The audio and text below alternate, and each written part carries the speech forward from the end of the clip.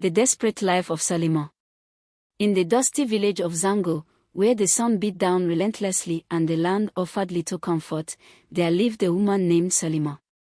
She was known to everyone, though not in a way she desired. To the villagers, Salima was the embodiment of misfortune. She moved through life as a shadow, unnoticed, unloved, and utterly alone. Her home was little more than a crumbling structure made of mud and dried grass. The roof leaked whenever the sky cried, and the cold night winds howled through the gaping holes in her walls. Inside, there was no bed, no furniture, only a thin mat on the dirt floor where Salima curled up at night, her frail body trembling from hunger and the chill. The villagers whispered behind her back, calling her cursed. She was born with bad luck, they said, shaking their heads. No man will marry her, no child will ever call her mother. Even the children avoided her, running away whenever she passed, as if her shadow might tend them. Salima's days were a constant struggle. She worked tirelessly, washing clothes, fetching water, and toiling on the villagers' farms. Yet, no matter how hard she worked, her hands always returned empty. Her earnings were barely enough for a bowl of porridge, and some days, she ate nothing at all.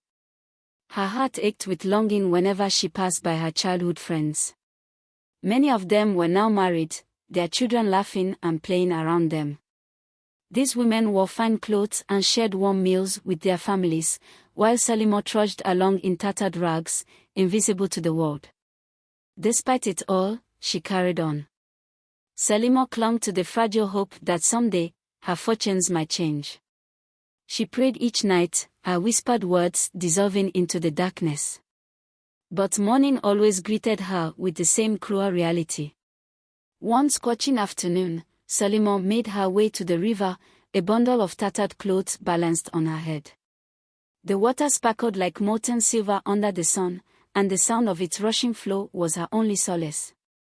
She knelt by the riverbank, scrubbing the clothes with hands as rough as the village roads. The rhythm of the water calmed her, if only for a moment. As she walked, the soft rustle of footsteps behind her broke the stillness. She turned quickly, her heart skipping like a frightened bird. There, standing tall and radiant, was a woman unlike any Salima had ever seen.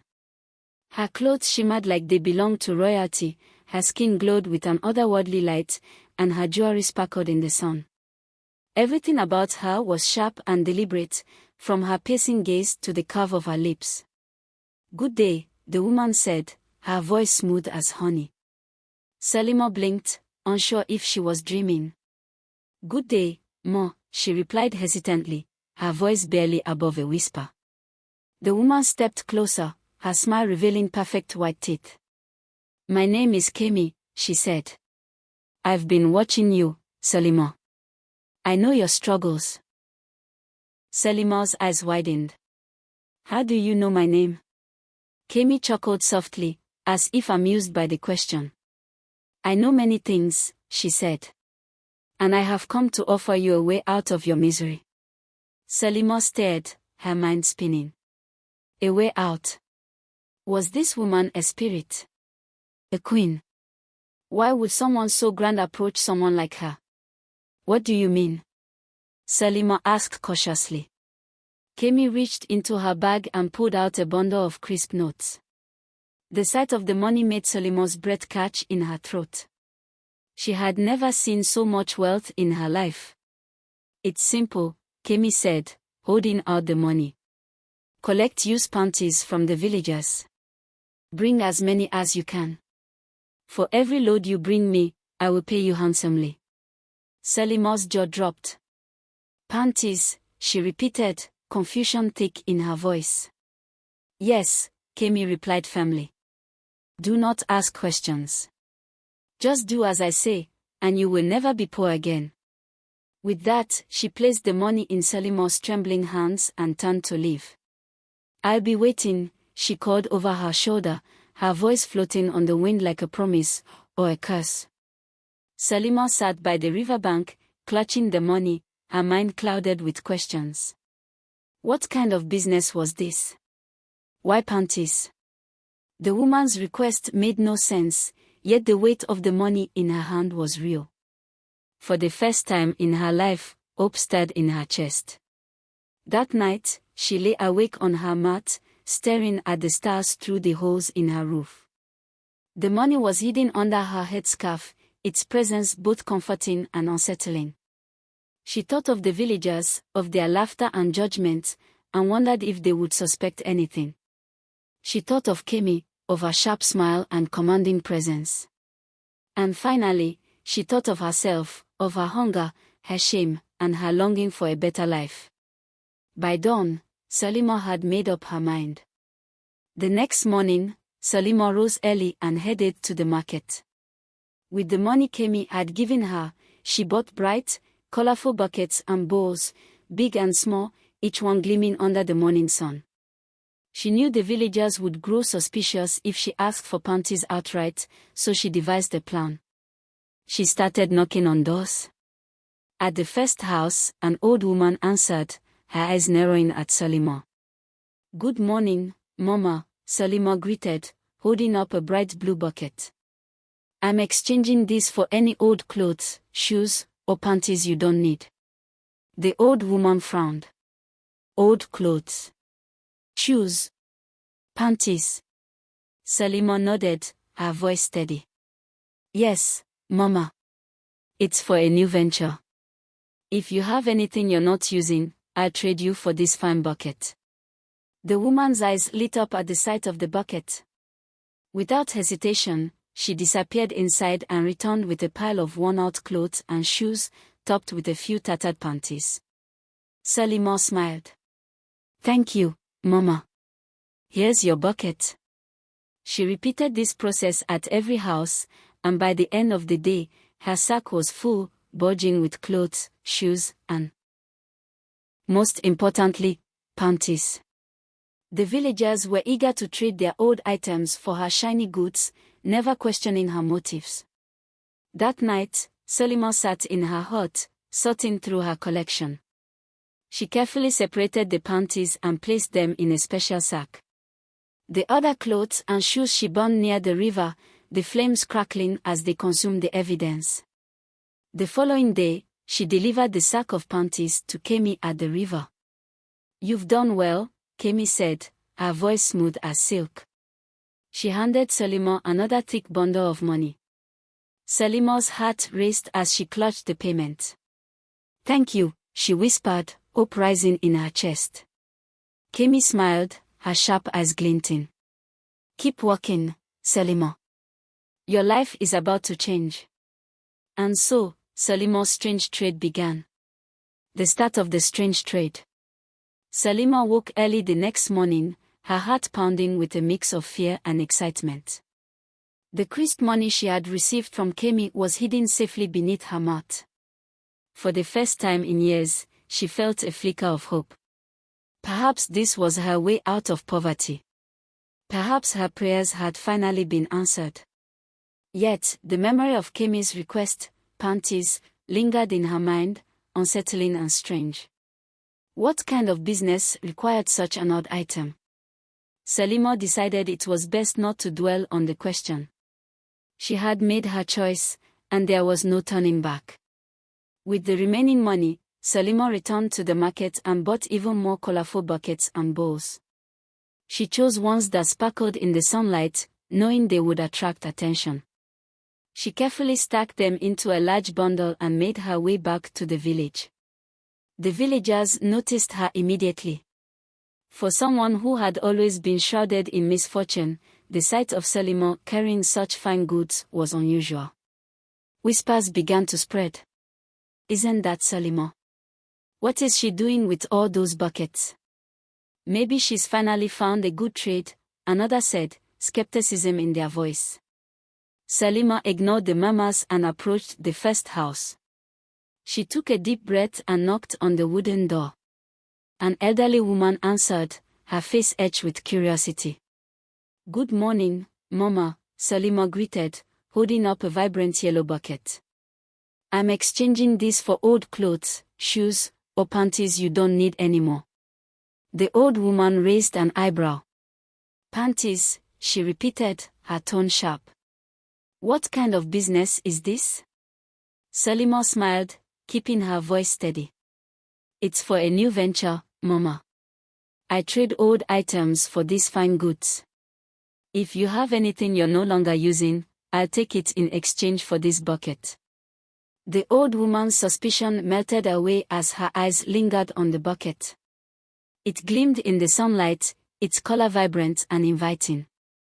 Without a second thought, she disappeared inside and returned with a small pile of old clothes, shoes, and, as Salima had hoped, a few worn-out panties. Salima thanked her, handing over the bucket. May it serve you well, Mama, she said before moving on to the next house. As the day went on, Salima repeated the same process, knocking on doors and offering her colorful goods in exchange for discarded items. The villagers, eager to rid themselves of useless clothing and shoes, embraced the trade. The buckets and bowls were far more valuable to them than their old belongings, and no one questioned why Salima wanted such items. By the end of the day, Salima's sack was bursting at the seams.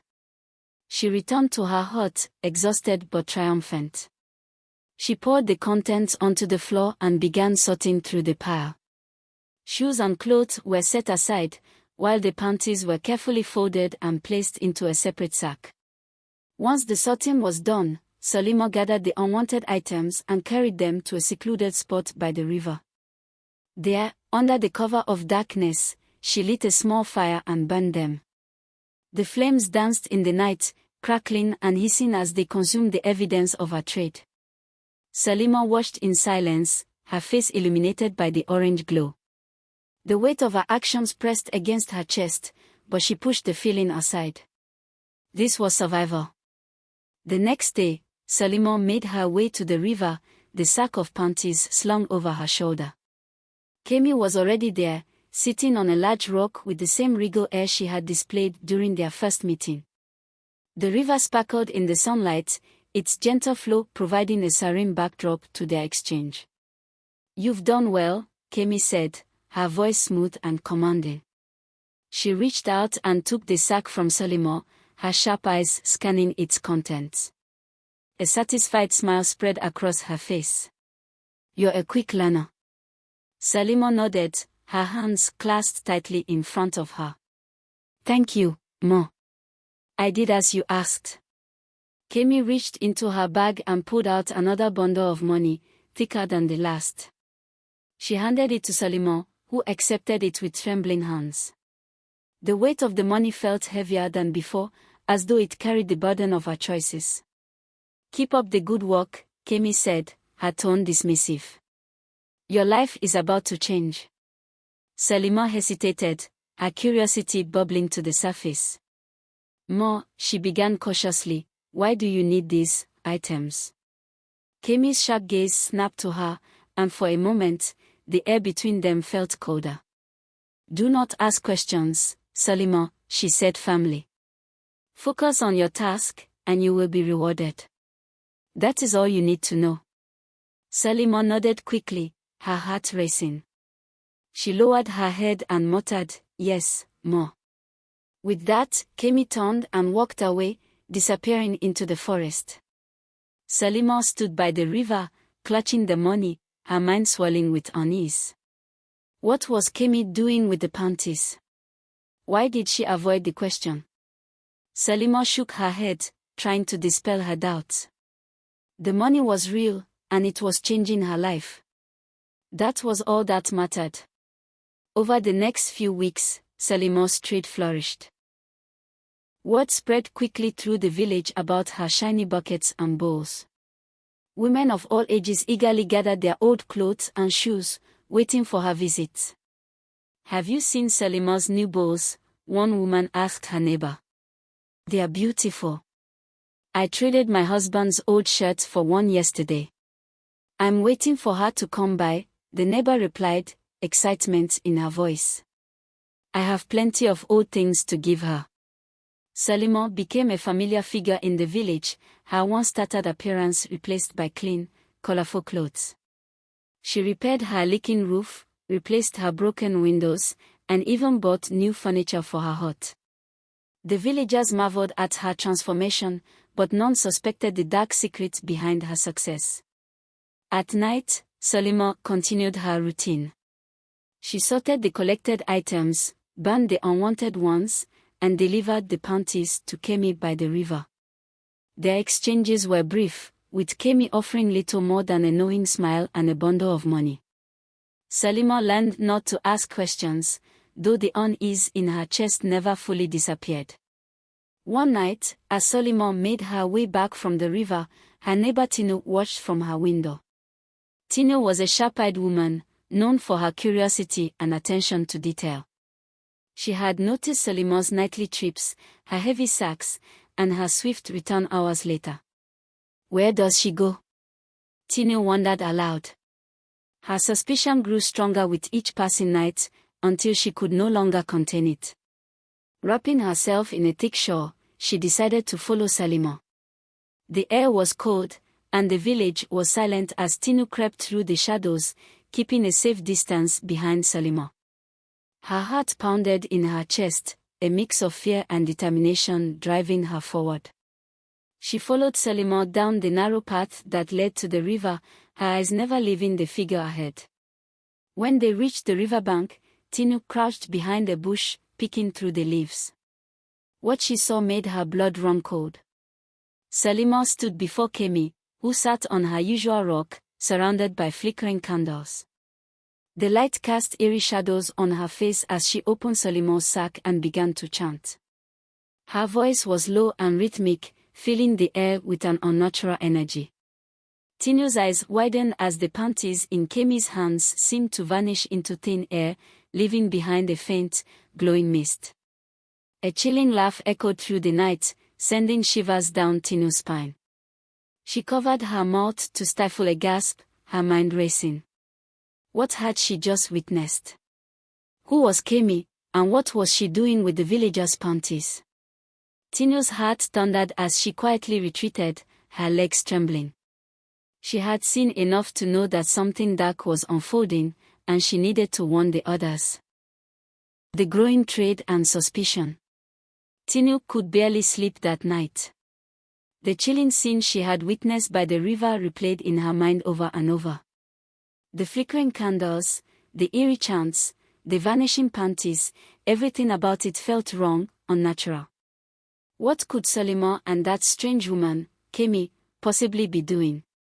Tinu's body trembled as she sat by her window, staring at the moonlit sky. She knew she couldn't stay silent. Whatever was happening, it was dark, and the villagers needed to know.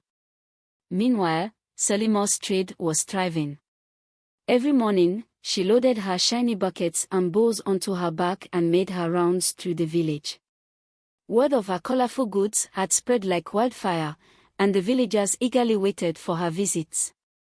Women gathered their old clothes and shoes in anticipation, their excitement bubbling like hot soup. Solima is coming today, one woman exclaimed to her neighbor. I have a pile of old clothes ready. I'm hoping to get one of those red bowls. She's been such a blessing, the neighbor replied. Who knew she had such a clever business idea? Solima basked in their admiration, though guilt gnawed at her heart. She knew the truth of her trade, the secret she kept hidden behind her pleasant smile. But the money Kemi gave her was real, and it had transformed her life.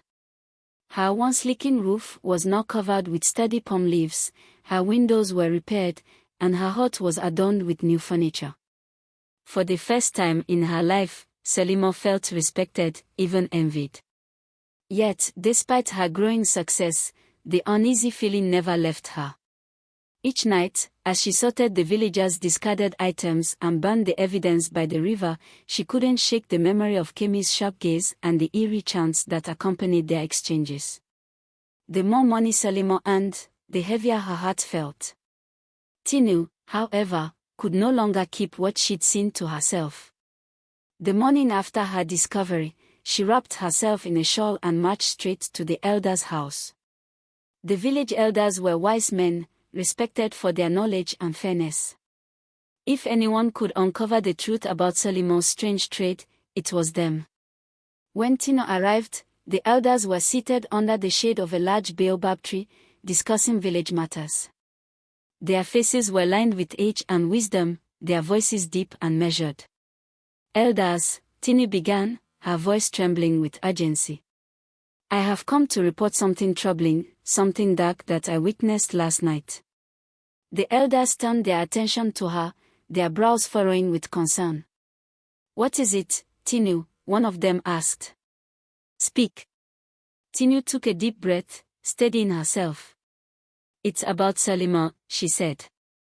Every night, she leaves her hut with a sack and goes to the river. I followed her last night, and I saw her meet a woman, Kemi. This woman is no ordinary trader. She's performing rituals, elders. Dark rituals. The elders exchanged uneasy glances. What kind of rituals? One of them asked.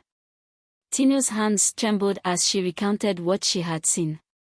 She took only the panties from Salimon's sack and chanted over them. Then, they vanished into thin air, leaving behind a strange glow. And her laughter chilled me to my bones. A heavy silence followed Tinu's words. The elders' faces grew grim, their minds weighed down by the implications of her story. Finally, the head elder rose to his feet. This is a grave matter, he said. We must summon Salima and get to the bottom of this. The village bell rang out, its sharp clang echoing through the dusty streets. Men, women, and children hurried to the village square, murmuring among themselves. Salima, who had just returned from her morning trade, was surprised by the commotion. She wiped her hands on her wrapper and followed the crowd. When she arrived at the square, her heart sank. The elders stood in a solemn line, their faces dark with seriousness. Tino was there too, her eyes fixed on Salima with a mix of fear and determination. Salima, the head elder began, his voice heavy with authority. Step forward. Salima's legs felt like lead, but she obeyed, her pulse racing. She had no idea what was happening, but the tension in the air told her it wasn't good. Tino has brought a troubling report against you, the elder continued. She claims you have been meeting a woman by the river and engaging in dark practices. We demand an explanation. Gasps rippled through the crowd. The villagers turned to Salima, their eyes wide with shock and suspicion. Salima's hands trembled as she struggled to find her voice. I don't know what she's talking about, she stammered, her voice barely audible. Tinu stepped forward, her voice firm. Don't lie, Salima. I followed you. I saw everything. The chanting, the disappearing panties, the glow, it's true, and you know it. The villagers erupted in murmurs, their trust in Salima crumbling before her eyes. The once admired trader now stood accused of something sinister, and their admiration quickly turned to fear. The head elder raised a hand, silencing the crowd. Enough, he said. Salima, you will tell us the truth. What are you hiding? Salima fell to her knees, tears streaming down her face. I can't, she sobbed. I took an oath. If I speak, I will run mad or die. The crowd gasped, and whispers spread like wildfire. An oath, someone muttered. What kind of oath? The head elder's frown deepened. Bring the chief priest, he ordered. If there is dark magic at play, we must confront it with the spirits. The chief priest arrived shortly after, his long staff tapping against the ground with each step. His presence commanded silence, and the villagers watched with bated breath as he approached Salima. You have taken an oath, the priest asked, his voice deep and commanding. Salima nodded, her tears falling freely. Yes, she whispered. Kemi made me swear not to speak. The priest raised his staff, its carved head gleaming in the sunlight. The spirits will protect you, he said. Speak now, Salima. The truth must be revealed. Salima hesitated, her body trembling. But under the weight of the priest's chants and the watchful eyes of the villagers, she broke. "Kemi," she said, her voice cracking. "She's not just a trader. She's a ritualist. She uses the panties for dark magic, to steal your strength, your fortunes, even your souls." The crowd erupted in horror. Women clutched their children, men shouted in anger, and the elders exchanged grave looks. "She promised me riches," Salima continued, her voice trembling. "She said if I helped her, I would never be poor again. I was desperate. I didn't know what else to do. I'm so sorry." The head elder turned to the chief priest. "What must we do to stop this?" he asked. The priest's expression was grim. "We must find Kemi and destroy her power. Only then can the village be free of her curse." The villagers stood in stunned silence, their trust in Salima shattered and their hearts heavy with fear. As the crowd dispersed to prepare for what lay ahead, Salima sank to the ground, her body shaking with sobs. She had betrayed her people, and now, the darkness she had unleashed threatened to consume them all. The village learns the truth. The village was alive with tension as preparations were made to confront Kemi. The chief priest had declared that the ritualist's power must be destroyed to save the village from her dark influence. Word spread quickly, and fear rippled through Zango like a storm, shaking even the bravest hearts. Salima, now exposed as the unwitting pawn in Kemi's sinister schemes, remained under the elders' watchful eyes. Her shame was palpable as she avoided the villagers' glares, knowing she had betrayed their trust. The elders gathered in the square, their weathered faces etched with worry. The chief priest, tall and commanding, stood at the center, his staff firmly planted in the ground. "Tonight," he said, his voice resonating with authority, "we will confront the darkness that has plagued our village. Kemi's power must be broken, but we must proceed with caution. She is no ordinary woman." Villagers murmured anxiously, their fear evident in their wide eyes and trembling hands. Yet, amidst the fear, there was determination. Kemi had exploited them, stolen from them, and endangered their lives. They could not allow her to continue. As the sun dipped below the horizon, casting the village in hues of orange and gold, a group of men prepared for the journey to the river. They carried torches, their flickering flames a stark contrast to the growing darkness. Women and children gathered at the edges of the square, their prayers filling the air as the men set off. Salima, escorted by two elders, was brought to the square once more. Her face was pale, her body trembling. "You must lead us to her," the head elder commanded. "You know where she hides?" Salima nodded weakly, her voice barely above a whisper. "Yes, I'll take you to her." The group moved silently through the village, their footsteps muffled by the soft earth. The path to the river, once familiar and peaceful, now felt foreboding. Shadows danced among the trees, and the distant sound of rushing water grew louder with every step. Salima led the way, her heart pounding with fear and guilt. When they reached the riverbank, the scene was eerily quiet. The moon hung high in the sky, casting a pale light on the glistening water. The villagers stood still, their breaths shallow as they scanned the area. It was Salima who pointed to the large baobab tree by the water's edge. "She waits there," she said, her voice trembling. The chief priest stepped forward, raising his staff. "Spirits of the land, guide us," he chanted, his voice deep and commanding. The air seemed to shift, growing colder and heavier. The villagers huddled together, their eyes fixed on the tree. Suddenly, a figure emerged from the shadows. It was Kemi, her once regal appearance now twisted and malevolent. Her eyes glowed faintly, and her lips curled into a cruel smile. "So, you've come," she said, her voice dripping with mockery. "I expected you sooner." The villagers gasped, their fear intensifying. Kemi's presence was overpowering, her aura filled with malice. She held a small bundle in her hands, Salima's most recent delivery. The sight of it sent shivers down Salima's spine. "You dare challenge me?" Kemi hissed, her voice echoing unnaturally. "Do you know who I am? I have the power to destroy you all." The chief priest stepped forward, unshaken. "Your reign of darkness ends tonight," he declared. He raised his staff high, chanting words in a language ancient and powerful. The villagers watched in awe as the air around the priest seemed to shimmer with energy. Kemi's expression darkened. "You think your chants can stop me?" she sneered. She began to chant as well, her voice rising in intensity. The ground beneath her feet trembled, and the air filled with an otherworldly hum. The villagers clung to each other, their fear mounting. The two forces clashed, light against dark, the chief priest chants battling Kemi's incantations. Sparks of energy crackled in the air, and the river surface rippled violently.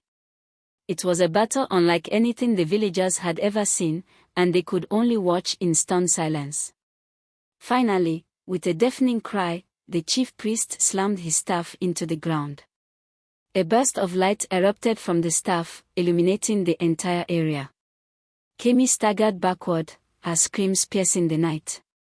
The bundle in her hands burst into flames, the stolen panties reduced to ash in an instant. "No!" Kemi shrieked, her voice filled with rage and desperation. "You've ruined everything." The villagers watched as her figure began to waver, her once powerful presence fading. The chief priest stepped closer, his voice steady and commanding. "Your power is broken. Leave this place and never return." Kemi let out one final, blood-curdling scream before collapsing to the ground. Her body disintegrated into a cloud of black smoke that dissipated into the night. The villagers stared in stunned silence, unable to believe what they had just witnessed. When the silence finally broke, the chief priest turned to the villagers. "The darkness is gone," he said, his voice calm but firm. "But the scars it left behind will remain. Let this be a lesson to us all." The villagers erupted in cheers, their relief palpable. They embraced one another, their fear replaced by gratitude. Salima, however, stood apart from the crowd, her head bowed in shame. She knew she could never fully atone for her actions, no matter how unintentional they had been. In the days that followed, the village began to heal. The chief priest performed cleansing rituals, ensuring that Kemi's influence was fully eradicated. The villagers returned to their daily lives, but the memory of Kemi's dark deeds lingered. They spoke of her in hushed tones, warning their children to be wary of strangers and to value honesty above all else. Salima, now shunned by the village, chose to leave Zango. She packed her few belongings and set off on a path unknown, her heart heavy with regret. She knew she could never escape the shadow of her past, but she hoped to find a way to rebuild her life. Tinu, the brave woman who had uncovered the truth, was celebrated as a hero. Her courage had saved the village from Kemi's dark schemes, and the people of Zango vowed to honor her bravery. She became a symbol of vigilance and resilience, her name etched into the village's history. The story of Salima and Kemi became a legend in Zango, passed down through generations. Elders would gather the children by the fire and tell them of the woman who traded panties for riches, warning them of the dangers of greed and deceit. The tale served as a reminder that evil often wears a charming face and that true strength lies in unity and honesty. Though the darkness had been vanquished, the lessons it brought remained. And so, the village of Zango thrived once more, its people forever changed by the events that had unfolded by the river confronting Kemi. The village had not yet fully shaken off the terror of the night by the river. The news of Kemi's defeat spread quickly, but so did rumors of the horrors she had unleashed. The elders knew that while the ritualist's power was broken, the scars she had left on Zango ran deep.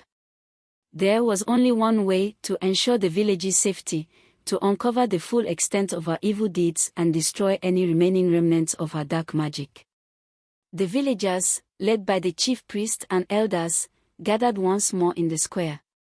Their faces were filled with both determination and lingering fear. The chief priest stood tall, his staff glowing faintly in the morning light. Though Kemi has been vanquished, he began, her lair remains. We must destroy it and cleanse the land she tainted. A murmur spread through the crowd. No one wanted to return to the place that had held such evil, but they knew it had to be done. Salima, the head elder said, turning to her, you know where her lair is. You will take us there. Salima, her face pale and her body trembling, nodded. She had spent the last few days in a haze of shame and guilt, avoiding the villagers' accusing stares. Now, faced with the chance to redeem herself, she could not refuse. The procession set out just as the sun reached its peak, its rays cutting through the dense forest canopy. Armed with torches, sticks, and the chief priest's spiritual tools, the villagers moved cautiously along the path to the river. The air was thick with unease, the usual sounds of nature eerily absent. Salima led the way, her steps hesitant but steady. When they arrived at the baobab tree, the priest halted the group. This is where her power resides, he said. We must dig beneath this tree to uncover her lair. The men of the village began to walk, their shovels striking the earth with heavy thuds. The ground was hard and unyielding, as though it, too, resisted the unearthing of Kemi's secrets. Sweat poured down their faces as they dug deeper, the tension in the air growing with each passing moment. Finally, after what felt like hours, one of the men shouted, I found something. The villagers crowded around as a small, dark tunnel was revealed beneath the roots of the ancient tree. The entrance was narrow and shrouded in shadows, the air around it foul and oppressive. A wave of dread swept through the group, but the chief priest raised his staff, its soft glow casting away some of their fear. 2 of you will go inside, he said, his voice steady. Bring out anything you find. Be cautious, her power may still linger. 2 brave men stepped forward, their torches held high. They descended into the tunnel, disappearing into the darkness. The villagers waited in tense silence, their breaths shallow as they strained to hear any sound from below. After a few agonizing minutes, the men emerged, dragging a heavy wooden chest between them. The chest was old and covered in strange carvings that seemed to pulse faintly in the dim light. The crowd recoiled at the sight of it, their fear palpable. The chief priest stepped forward, examining the chest with a discerning eye. This holds the source of our power, he said.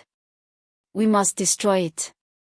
He began chanting, his voice deep and resonant, the ancient words filling the air with an almost tangible energy. The villagers watched in awe as the carvings on the chest began to glow brighter, resisting the priest's spiritual force. The ground beneath their feet trembled, and a low, menacing hum filled the air. Suddenly, a piercing scream echoed through the clearing. The villagers turned to see Kemi's ghostly figure materializing above the chest, her face twisted with rage. You think you can destroy me, she hissed, her voice sharp as a blade. You are fools. My power is eternal. The crowd gasped, many stepping back in fear. But the chief priest stood firm, his chants growing louder. The glow from his staff intensified, its light pushing against the spectral figure. Kemi writhed in agony, her screams filling the air as the chest began to crack under the spiritual pressure. Keep chanting, the head elder shouted, rallying the villagers. Emboldened, they joined in, their voices rising in unison with the priest. The collective energy surged through the clearing, and the chest shattered with a deafening crack.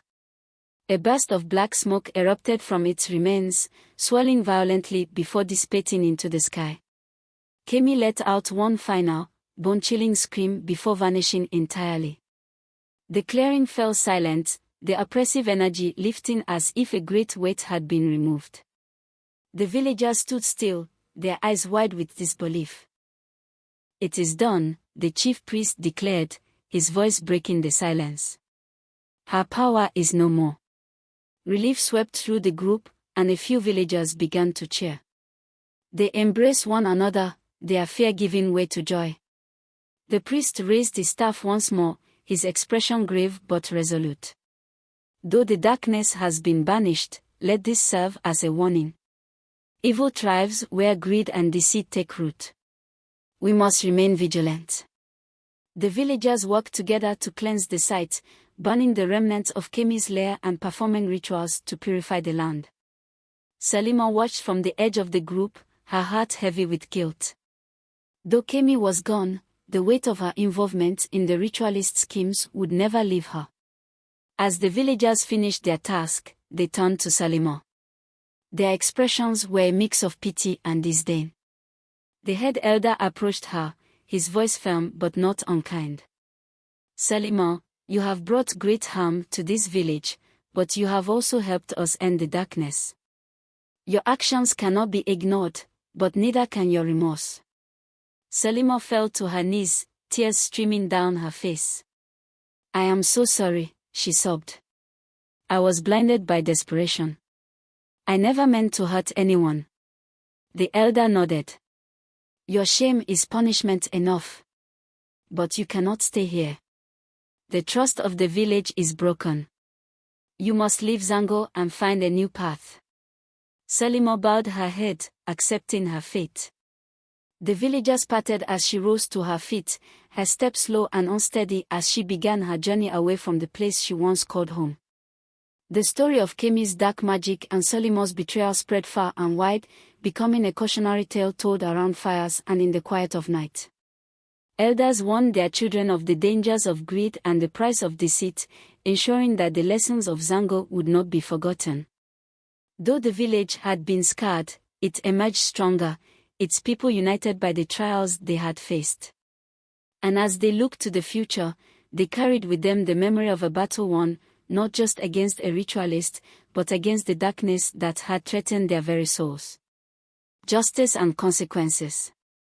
The village of Zango had quieted after the defeat of Kemi, but the tension that had hung in the air for weeks lingered like the fading smoke of a fire.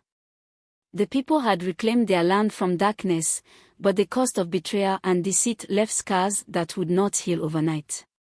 The villagers knew that while Kemi's power had been destroyed, justice had not yet been fully served. The actions of those who had enabled her, particularly Salima, could not be ignored. The following morning, the villagers gathered in the square. The elders sat in a solemn line, their expressions heavy with the weight of their task. The chief priest stood nearby, his staff planted firmly in the ground, its carved head glinting faintly in the sunlight. A hush fell over the crowd as Salima was brought forward, her shoulders slumped, her face pale and hollow. The head elder rose to address the crowd. People of Zango, he began, his voice calm but firm, we have faced a great evil, and we have prevailed. But our victory does not erase the harm that has been done. Today, we must decide the fate of Salima, whose actions brought this darkness upon us. The villagers murmured among themselves, their emotions mixed. Some were angry, their faces etched with resentment as they glared at Salima. Others looked upon her with pity, seeing a woman driven to desperation by a life of unrelenting hardship. The elder turned to Salima. You have confessed to your role in Kemi's schemes. You deceived your neighbors and endangered their lives for the promise of wealth. What do you have to say for yourself? Salima fell to her knees, tears streaming down her face. I am sorry, she said, her voice trembling. I was blinded by desperation. I thought I was doing what I had to do to survive. I never meant to hurt anyone. Please, forgive me. Her plea hung in the air, and for a moment, there was only silence. The villagers exchanged uneasy glances, their emotions warring within them. The chief priest stepped forward, his deep voice cutting through the quiet. The spirits have spoken, he said. Salima's actions were wrong, but they were born of desperation, not malice. The spirits do not demand her life, but they do demand accountability. The head elder nodded. Salima, you will leave Zango. Your presence here will only bring division and unrest. But we will not send you away empty-handed. The village will provide you with enough provisions to start a new life elsewhere. This is our judgment." The villagers murmured again, some nodding in agreement while others frowned. Salima bowed her head, her body trembling. "Thank you," she whispered. "I will not forget your mercy." As Salima was escorted back to her hut to gather her belongings, the villagers began to talk among themselves. Many were relieved that the matter had been resolved without violence, while others felt that Salima had gotten off too lightly. Tinu, the woman who had uncovered the truth about Kemi, stood near the edge of the square, her arms crossed as she watched Salima disappear into the distance. She was desperate, Tinu said quietly to the woman beside her. But desperation doesn't excuse what she did. "I hope she finds peace, wherever she goes." The woman nodded. "And I hope we've all learned something from this." That night, the village held a cleansing ceremony to mark the end of Kemi's reign and the beginning of a new chapter for Zango. The chief priest led the villagers in chants, their voices rising in unison as they called upon the spirits to protect their land. A fire burned brightly in the center of the square, its flames consuming the remnants of Kemi's influence. The villagers took turns throwing small items into the fire, symbols of their fears, regrets, and mistakes. When it was Tinu's turn, she hesitated for a moment before tossing in a small piece of cloth she had carried with her since childhood. As the flames consumed it, she felt a sense of release, as though a weight had been lifted from her heart.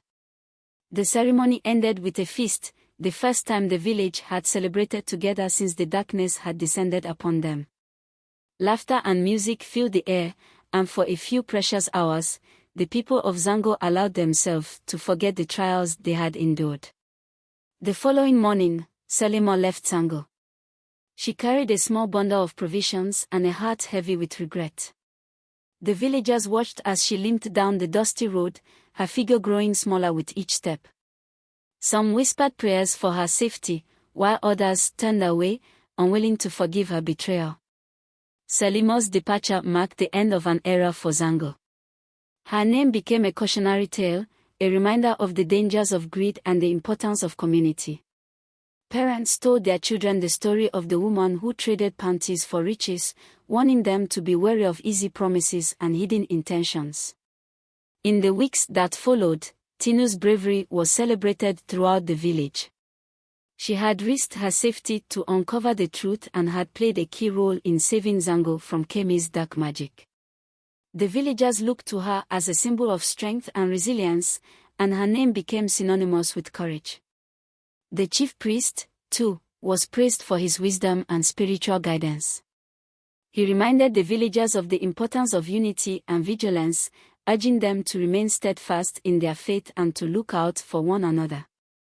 Though Zango had been scarred by the events that had unfolded, it emerged stronger and more united.